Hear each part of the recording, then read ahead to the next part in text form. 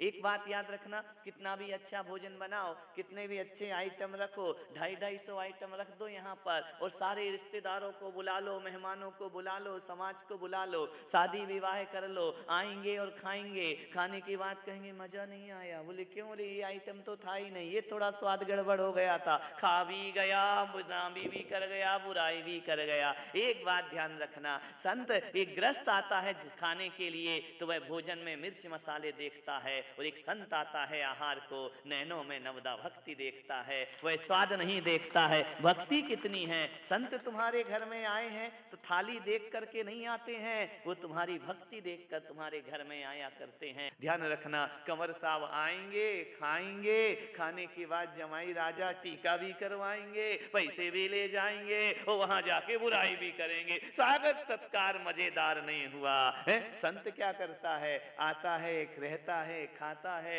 लेकर कुछ नहीं जाता है। ध्यान रखना, देकर ही जाता है। हम तो शाम का टिफिन भी लेकर के नहीं जाएंगे, है? तो टीका लगवाने की तो बात छोड़ो, हम पैसा लेकर के नहीं बल्कि तुम्हारा भंडार भर करके जाते हैं। वो साधु संत दुआएं मिला करती हैं संतों से, आशीर्वाद मिला करता है संतों से, वह अवसर आपको प्राप्त होता है। लोग कहते हैं परिवर्तन के लिए बहुत बड़े बड़े काम करना पड़ते हैं। मैं पुलक सागर कहता हूं, केवल सोच बदलना पड़ती है, परिवर्तन अपने आप प्रारंभ हो जाया करता है। प्रकृति अपने आप परिवर्तित होती है। किस बात की चिंता करते हो, सकल पदार्थ या जग माही, तुलसीदास ने कहा है, सकल पदार्थ या जग माही, कर्महीन नर पावत नाही। जो कर्म से हीन है उसे संसार में कुछ प्राप्त नहीं हुआ करता है। कर्म करो, अच्छे कर्म करो, सत्कर्म करो, ऐसा कर्म करो जिसको करने के बाद खुद को भी शांति मिले और दूसरों को भी शांति मिले,